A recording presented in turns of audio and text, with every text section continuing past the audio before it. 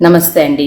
Welcome to spiritual alchemy 7 Telugu. నేను Triveni, Hooponopono healer మరియు life కోచ్ని. Welcome to 11 day money challenge.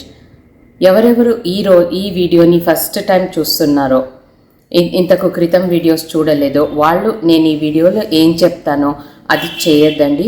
ఈ వీడియో డిస్క్రిప్షన్లో ఇంతకు ముందు day 1, day 2, day 3, day 4, day 5, day 6, day 7 videos పెట్టాను, లింక్ అవి చూడండి. డే 1 నుండి చేసుకుంటూ రండి. చేసుకుంటూ వచ్చి ఈ డే 8 ఛాలెంజ్ని చేయండి. డే 8 ఛాలెంజ్ చాలా బాగుంది. ఇదేంటంటే ఇప్పుడు డే 1 నుండి డే 7 వరకు ఏం చేశారు, మీలో ఉన్న లిమిటింగ్ బిలీఫ్స్, మీలో ఉన్న నెగటివ్ థాట్స్, మనీ గురించి ఏమున్నాయో రిలీజ్ చేశారు. మనీ గురించి పాజిటివ్ సెంటెన్సెస్ అన్నీ రాసుకున్నారు. అన్నీ అయింది కదా. ఇప్పుడు మనీకి మీ ప్రేమని తెలపాలి. మీ మనీకి మీరు క్షమాపణలను చెప్పుకోవాలి. మనీకి మీరు ధన్యవాదాలను చెప్పుకోవాలి. మీ ప్రేమను తెలియజేయాలి. ఇది ఎలా? లవ్ లెటర్ రాయండి మనీకి. రాసి ఏం చేస్తారు చెప్తాను. ఇప్పుడు మీ బుక్ ఉంది కదా, ఇంతవరకు అన్నీ రాశారు, ఆ బుక్లోనే రాసుకోండి. My dear money, I'm sorry, please forgive me, thank you, I love you అని రాసుకోండి.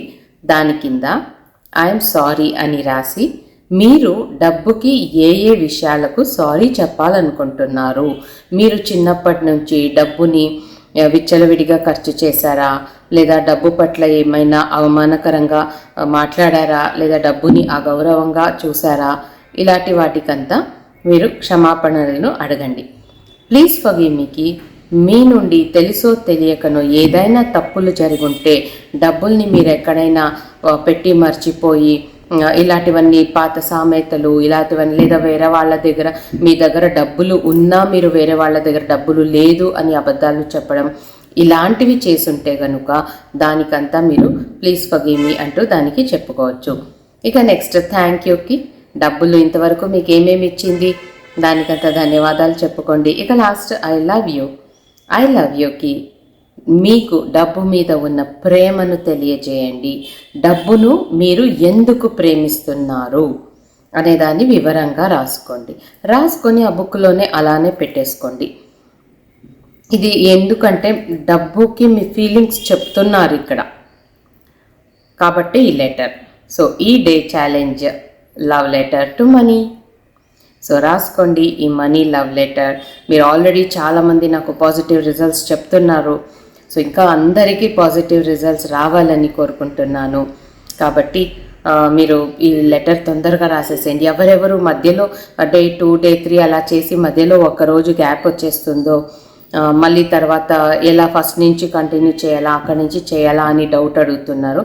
పర్లేదండి, 1, 2, 3 చేశారనుకుందాం, మధ్యలో 4th డే గ్యాప్ వచ్చేసింది, పర్లేదు, 1 డే వదిలేసేయండి, నెక్స్ట్ 4th డే నుండి కంటిన్యూ చేయండి. అలా అని వారం 10 రోజులు వదిలేదండి. మళ్ళీ మీరు ఆ మనీ గురించి ఇంకా ఎక్కువగా నెగిటివిటీ తీసుకుంటూ ఉంటారు. కాబట్టి ఒక స్ట్రెచ్లో 1 to 11 పర్ఫెక్ట్గా చేసేసారంటే 11 డేస్ సూపర్గా వర్క్ అవుతుంది.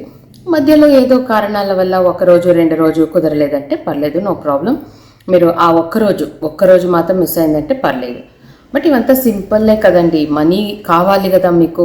మనీ ప్రాబ్లం ఎంత సీరియస్గా ఫేస్ చేస్తున్నారో, అలాంటప్పుడు మీరు మనీ కోసం మీరు ఒక రోజులో ఒక 10 minutes, అర్ధ గంట అలా స్పెండ్ చేయలేరా? తప్పకుండా అవుతుంది కదా. చేయండి. మీకు ఎవరెవరికి రిజల్ట్స్ వస్తుందో మీ ఫ్రెండ్స్కి అంతా కూడా షేర్ చేయండి. అందరూ చేయండి 11 days ఛాలెంజ్. ఫస్ట్ నేను స్టార్ట్ చేశాను, నా లైఫ్లో చాలా డ్రాస్టిక్ చేంజెస్ వచ్చింది. మనీ చాలా బాగా రావడం మొదలెట్టింది. సో నాకేది లాభకరంగా ఉందో అది మీకు అందరికీ మీతో షేర్ చేసుకుంటున్నాను. సో మీరందరూ కూడా ఈ ఛాలెంజెస్ని చేసి మీకు స్టక్ అయిన మనీని మీరు పొందుకుని సంతోషంగా, ఆరోగ్యంగా, ఆనందంగా, సకల సౌభాగ్యాలతో ఉండాలని కోరుకుంటూ ఇక్కడితో నా ఈ వీడియోని స్టాప్ చేస్తున్నాను. మళ్ళీ నెక్స్ట్ ఛాలెంజ్లో మీ ముందు కలుస్తాను. అంతవరకు సెలవు. Thank you so much. Bye-bye.